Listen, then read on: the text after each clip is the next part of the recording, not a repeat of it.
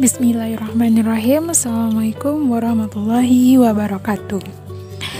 Selamat pagi anak-anak ustazah. Bagaimana kabarnya hari ini? Ustazah doakan semoga anak-anak ustazah semuanya dalam keadaan sehat walafiat dan selalu dalam lindungan Allah Subhanahu wa taala. Baiklah anak-anak ustazah, hari ini adalah hari pertama kita kembali belajar seperti biasa pada semester 2. Dan hari ini kita akan belajar pada tema 6, subtema 1, pembelajaran 1 dan 2. Anak-anak ustazah, apakah Ananda pernah membayangkan akan menjadi seorang apa di kemudian hari? Apakah itu sebuah kegiatan atau pekerjaan seperti seorang pilot, arsitek, dokter hewan, atau pekerjaan seni lainnya? Nah, anak-anak ustazah, mari kita belajar tentang cita-citaku. Anak-anak ustazah, perhatikan gambar berikut ini. Kira-kira pekerjaan apa ya yang ada pada gambar di samping? Nah, mungkin dari anak-anak ustazah ada yang ingin menjadi seorang guru. Ya, gambar di samping adalah seorang guru. Lalu, apa tugas dari seorang guru? Nah, bagi anak-anak ustazah yang ingin menjadi seorang guru, kegiatannya adalah mendidik siswa dengan ilmu yang berguna, serta memberikan contoh sikap yang baik untuk bekal hidupnya. Contohnya ustazah adalah seorang guru. Ketika kecil, ustazah bercita-cita menjadi seorang guru. Nah, sekarang anak-anak ustazah cita-citanya apa ya? Nah, gambar kedua adalah seorang arsitek. Nah, tugas dari seorang arsitek adalah merancang bangunan dan mendesain bangunan. Nah, jadi arsitek ini dia bertugas merancang dan mendesain bangunan. Ini kalau cita-cita anak ustazah menjadi seorang arsitek. Lalu gambar berikutnya kira-kira apa ya anak ustazah? Ya, ini adalah dokter hewan. Dokter hewan ini tugas utamanya atau kegiatan utamanya sehari-hari adalah mengobati hewan dan merawat hewan yang sakit. Nah, siapa anak ustazah yang mau menjadi dokter hewan? Berikutnya, gambar di samping adalah seorang pelukis. Nah, siapa anak ustazah yang mau menjadi seorang pelukis? Nah, kegiatan utama dari seorang pelukis adalah melukis di atas kertas atau kanvas. Bisa juga mengadakan pameran dari hasil lukisannya. Selanjutnya, cita-cita berikutnya yaitu menjadi seorang pilot, yang mana tugas utamanya adalah menerbangkan pesawat dan membawa penumpang dengan aman ke tempat tujuan. Nah, anak-anak ustazah, inilah contoh-contoh dari berbagai macam profesi sesuai dengan cita-cita. Yang mana cita-cita itu tersendiri adalah suatu impian dan harapan seseorang akan masa depan. Udin dan Beni ternyata memiliki cita-cita yang sama. Mereka ingin menjadi seorang guru karena guru mengajarkan banyak hal. Udin menunjukkan sebuah tulisan dari sebuah majalah. Tulisan tersebut adalah sebuah puisi yang berjudul Cita-Citaku. Sekarang ustazah akan membacakan puisi tersebut. Cita-citaku, anganku melayang ke masa depan. Aku ingin menjadi seorang guru. Guru adalah pejuang ilmu di garis depan.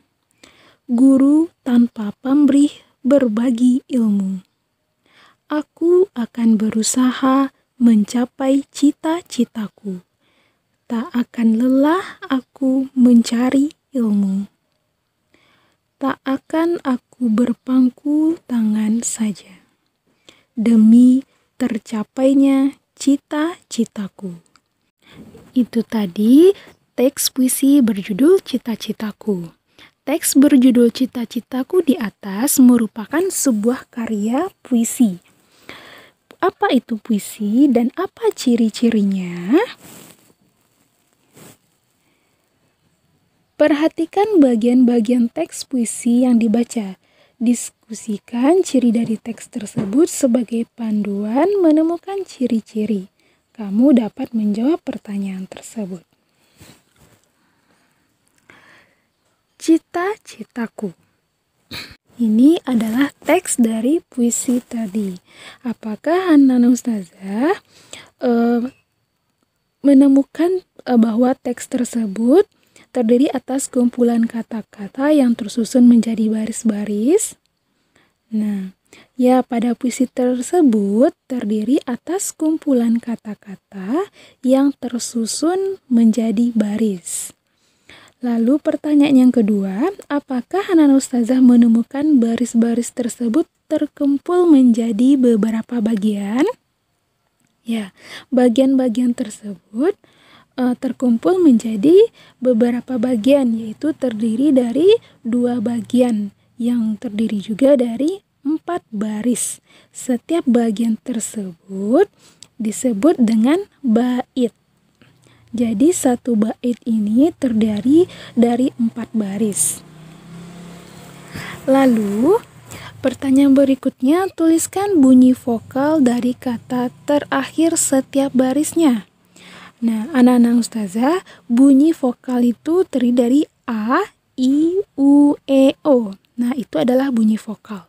Baris pertama, huruf vokal terakhir adalah A dan U, A, dan U. Berarti ada bunyi vokal A, U, A, U. Dan pada bait yang kedua ada A, U, A, dan U. Jadi setiap bait ini bunyi vokalnya adalah yang terakhir A, U, dan baris kedua A, U, Maksudnya bait kedua ya.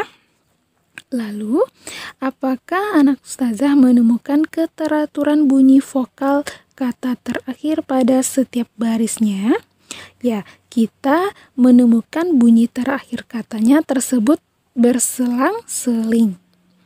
Lalu, pada bait pertama, akhir kata setiap baris terdiri dari huruf AU, begitu pula dengan bagian yang kedua yaitu AU dan AU.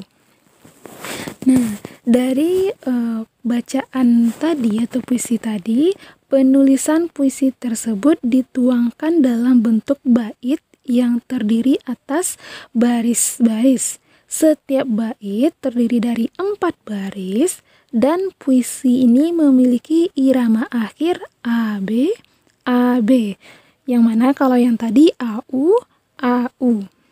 Nah, pada puisi terdiri atas bagian-bagian yang merupakan kumpulan kata-kata yang disebut dengan baris puisi. Nah, ini dia. Lalu baris-baris puisi tersebut terkumpul menjadi bagian-bagian yang disebut dengan bait. Nah, yang Ustazah tandai pada garis merah ini ya. Satu bait ini terdiri dari 4 baris. Nah, apakah kamu memiliki hewan peliharaan? Apa saja hewan peliharaanmu itu? Dan bagaimana cara memeliharanya? Nah, sekarang kita amati hewan yang ada di sekitar kita, di sekitar anak-anak Ustazah. Pada gambar ini ada gambar kucing, gambar kelinci, gambar ayam, yang mana masing-masingnya memiliki anak. Nah, di sini kita lihat kucing, ada kelinci, dan juga ada ayam. Nah, gambar-gambar tersebut menunjukkan bahwa ada anak-anak hewan dan ada hewan yang sudah dewasa. Artinya hewan tersebut mengalami pertumbuhan. Jadi ada tahapan-tahapan yang dilalui oleh hewan itu dari anak-anak hewan menjadi hewan dewasa. Jadi ketika mereka dilahirkan tidak langsung besar ya anak Ustazah, tapi mereka mengalami proses pertumbuhan. Semua makhluk hidup mengalami pertumbuhan dan perkembangan. Hewan dan manusia mengalami beberapa tahap pertumbuhan dan perkembangan dalam kehidupannya.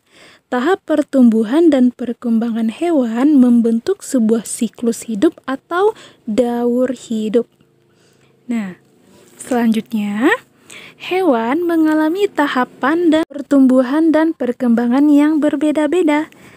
Ada jenis hewan yang mengalami perubahan bentuk di setiap tahap hidupnya. Namun, ada pula hewan yang tidak mengalami perubahan bentuk hidupnya. Hewan yang mengalami perubahan bentuk dalam siklus hidupnya berarti mengalami metamorfosis. Nah, metamorfosis ini contohnya pada hewan seperti kupu-kupu, dan hewan yang tidak mengalami metamorfosis itu contohnya kucing.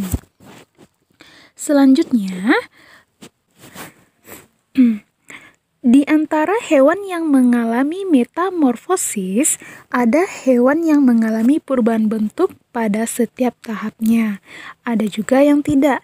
Hewan yang mengalami perubahan bentuk pada setiap tahap pertumbuhan dan perkembangannya itu dinamakan mengalami metamorfosis sempurna.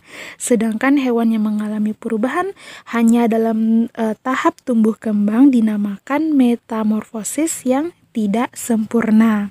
Nanti akan kita pelajari lebih lanjut ya. Selanjutnya,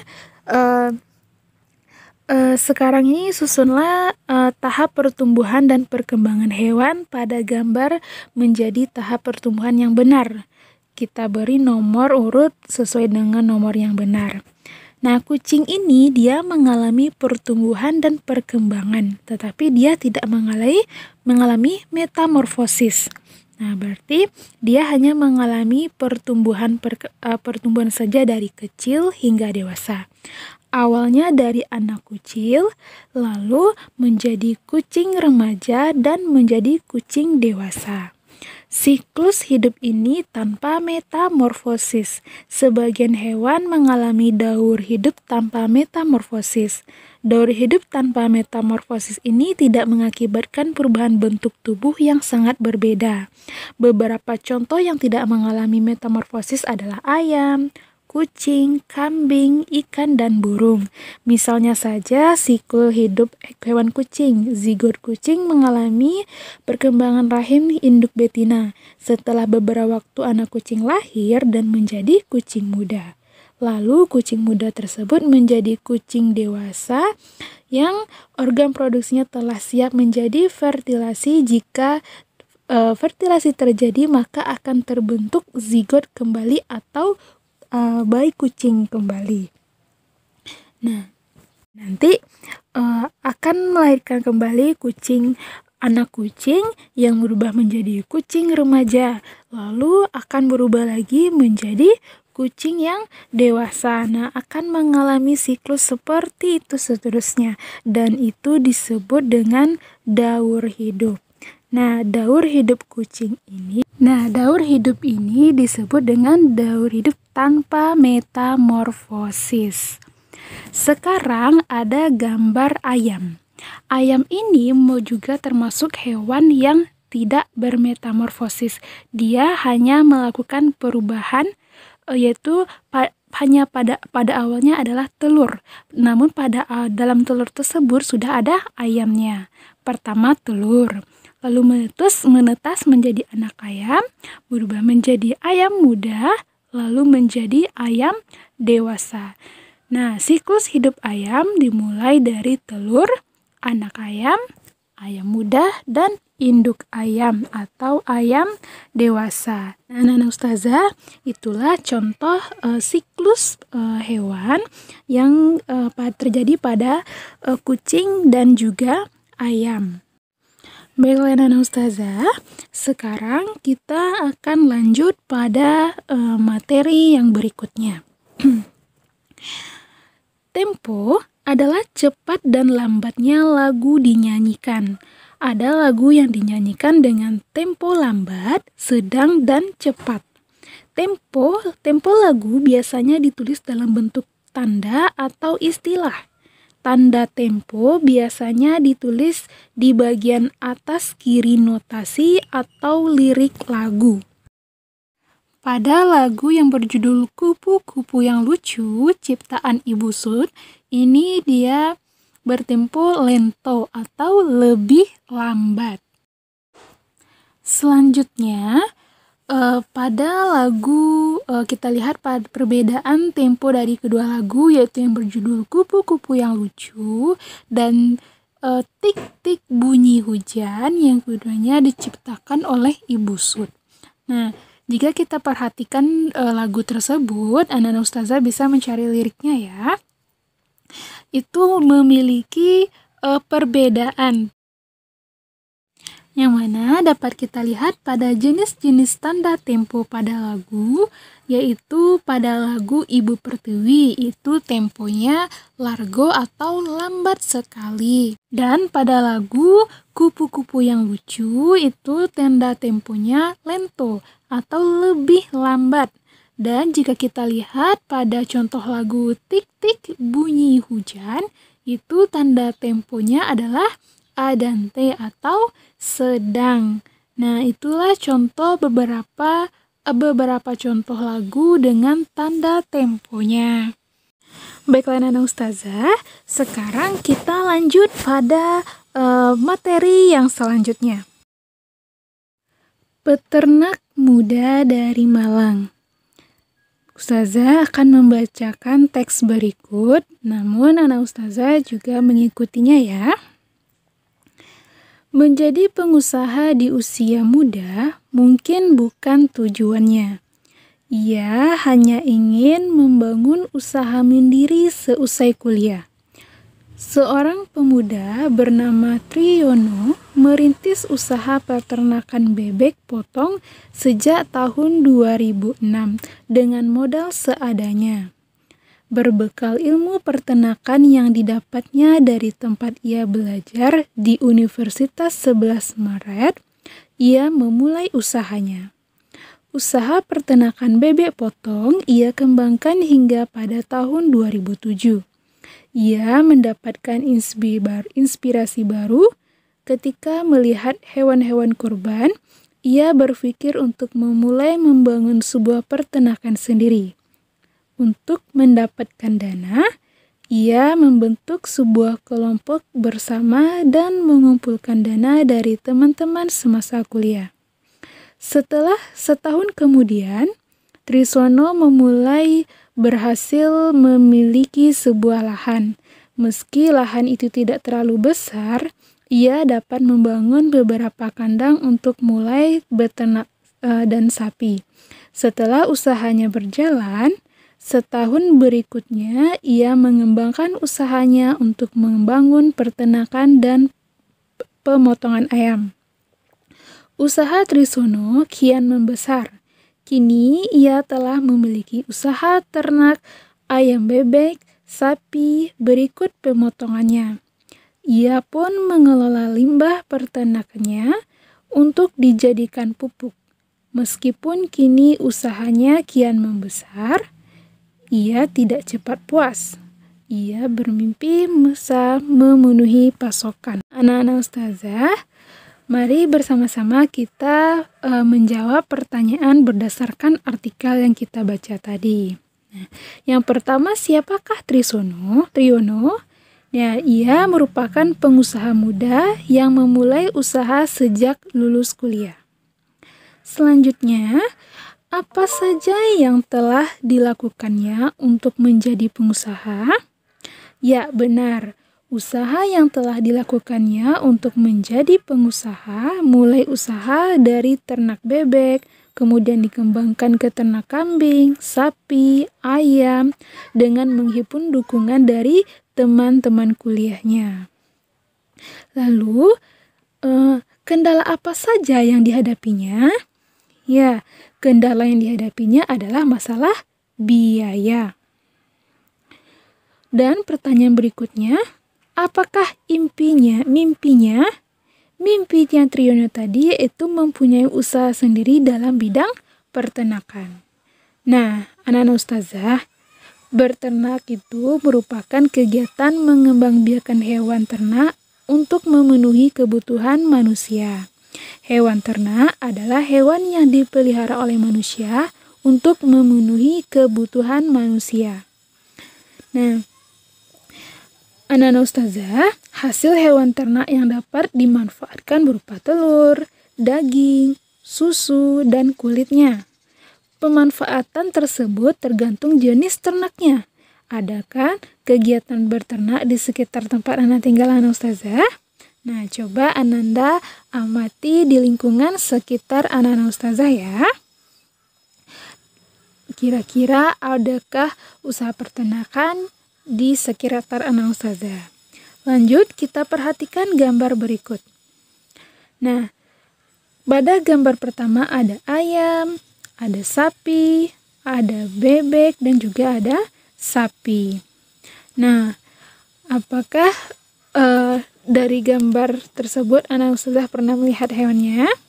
Nah, hewan-hewan tersebut dipelihara oleh manusia dan dimanfaatkan oleh manusia sesuai dengan tujuannya. Para peternak biasanya berusaha agar hasil peternakannya berkualitas baik. Nah, sekarang setelah kita belajar tentang hewan ternak, yuk kita simak hasil pertanian masyarakat Indonesia. Ada mangga, apel, brokoli, wortel, dan kembang kol. Tumbuhan dapat tumbuh subur jika dirawat dengan baik. Selain perawatan, tumbuhan juga memerlukan lingkungan yang sesuai. Menurut anak ustazah, di lingkungan seperti apakah pohon apel dan mangga ini dapat tumbuh dengan subur? Dan di lingkungan seperti apakah sayuran brokoli, wortel, dan kol dapat tumbuh dengan subur? Kira-kira sama tidak ya lingkungan yang dimaksud ini? Nah, sekarang kita buat peta konsep tentang lingkungan yang sesuai dengan agar tanaman dapat tumbuh subur.